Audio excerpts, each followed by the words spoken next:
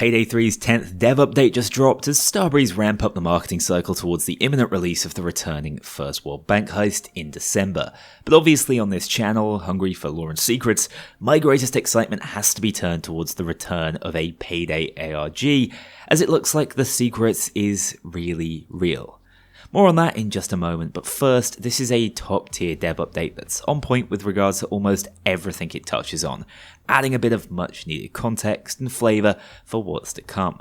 Almir's interview with Ilya, Starbreeze and Overkill alumni, as well as co-founder of Lion Game Lion, takes up a bulk of the runtime, but is just a delicious nostalgia trip through the early days of Payday the Heist, an original philosophy around that game that's led up to the present day version of First World Bank, which is being outsourced to LGL, with Ilya working to recreate it for a third time.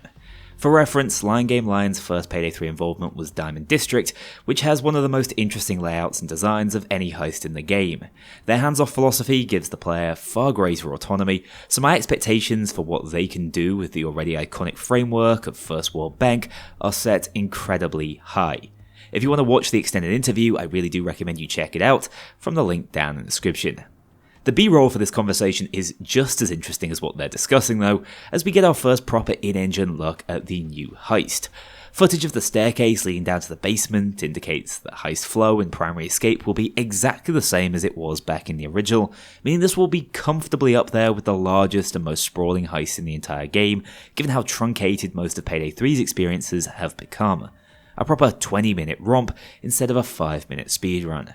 Getting these side-by-side comparison shots to the Payday 2 and Heist versions really does make this third remake seem worthwhile too. I'm absolutely awestruck by the new visual style, going for more of a warm, golden sharp bronze colour scheme as was probably once envisioned, instead of the cold grey concrete we had in the past. I also appreciate that it seems although the heist core identity is intact, they've made suitable adjustments to help improve its flow and traversal options, which was one of the best aspects of Diamond District.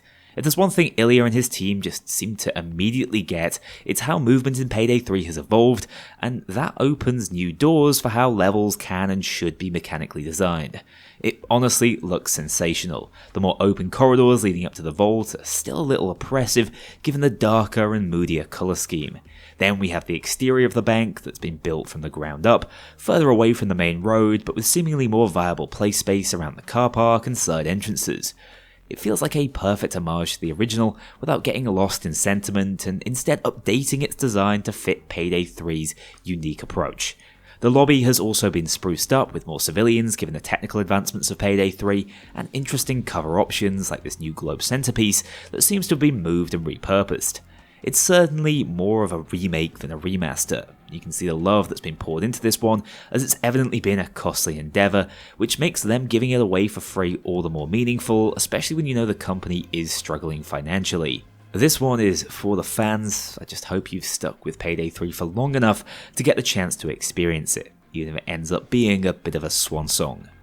Beyond that interview, Tobias, who we've not seen a lot of recently but was the mastermind behind some of the post-White House puzzles, joins Elizabeth to discuss the heist further before being rudely interrupted the second he mentions Overdrill or The Secret. Most people will know that with First World Bank came the first major Overkill ARG, a fantastic puzzle spanning multiple heists and clues outside the game that culminated in an extended version of First World Bank, including a brutal 30-minute drill section, as well as unique loot, which was eventually tied into the climax of Payday 2's narrative.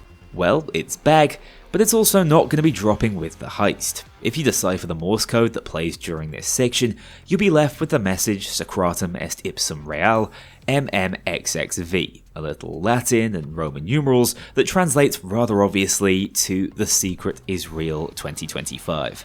This is cool, although it's also setting expectations appropriately by letting us know, just like during its Payday the Heist launch, The Secret or Overdrill won't be dropping with the heist.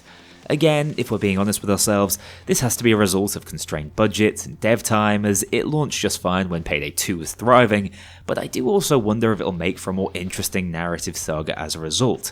I've complained a ton about Payday 3's lackluster story, not even bothering to cover Year 1 yet, as I just don't have it in me to try and spin it in an interesting way, but a well-tempered departure back to the more clandestine elements of Payday's lore could just suck me and many others back in.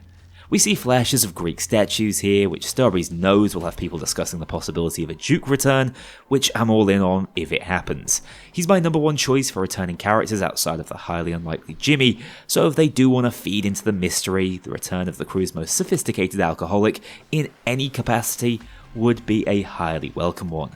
I believe people are also saying they can see a silhouette of Jacket's chicken mask during this scene, which wouldn't exactly surprise me as they've teased him in just about everything else they've released recently. Moving past First World Bank and onto other free content coming in this update, we have some much needed new mask patterns coming to the game, assumedly either as renown rewards or standard shop purchases, as well as 20 more weapon skins, although I only see 3 unique designs in this clip, so assumedly the rest will be colour variants.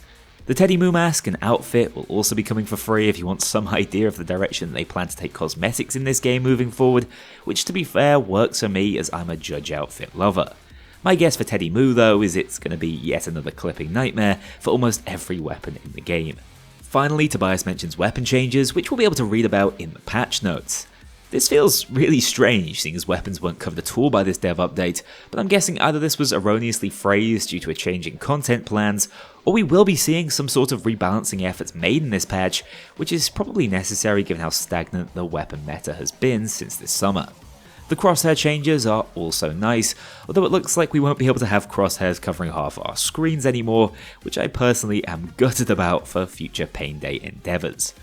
That's everything new discussed in this dev update, with the patch itself landing assumedly within the next fortnight if the usual dev cycles are anything to go by. As much as I hate to spotlight it here when this was a positive release, there is a lot of content seemingly missing from this year's initial plans. Obviously no jacket or new character pack is a big loss we already knew about, but I'm shocked nothing's been teased for this festive season. Starbreeze used to drop some of the best Christmas updates out there, and yet for the past 2 years it's like it doesn't even exist. I'll be getting Alex Jones on the case to investigate if this is all part of the war on Christmas, or if it might just be down to a company having basically no cash. All jokes aside, most frustratingly, there's no mention of Armor 2.0, which was slated for a tentative December release date. I know it's still in the works, so don't panic, but I think back to when that news was first announced in a dev blog and December felt like a lifetime away, yet now we're almost there and still having to wait even longer. This is what happens when you don't appropriately staff and fund the game, but with that in mind, I'm not aiming my frustration at any of those devs working on it. On the contrary, I think they've made the right call to polish and release it when it's truly ready. The same goes for Holdout or any of the other previously confirmed content that seems to be missing from this December deadline. In all, the new update looks like an almost inevitably great way to end the year. You just can't go wrong with the First World Bank. So long as it's not game-breakingly buggy and people can actually play the sod, I'm expecting a very Merry Christmas for Payday 3, even if it won't necessarily be a Happy New Year. Thanks for watching guys, stay tuned this week, there's a really fun video I've been working on coming soon, so hopefully I'll see you all there. A huge thank you to my dedicated Patreon backers. If you want to join this crew in going infamous, check out the link below and pledge as little as $2 to see your name in the credits, or get 24-hour early access to future videos and vote on upcoming content. Take care, I'll see you all soon.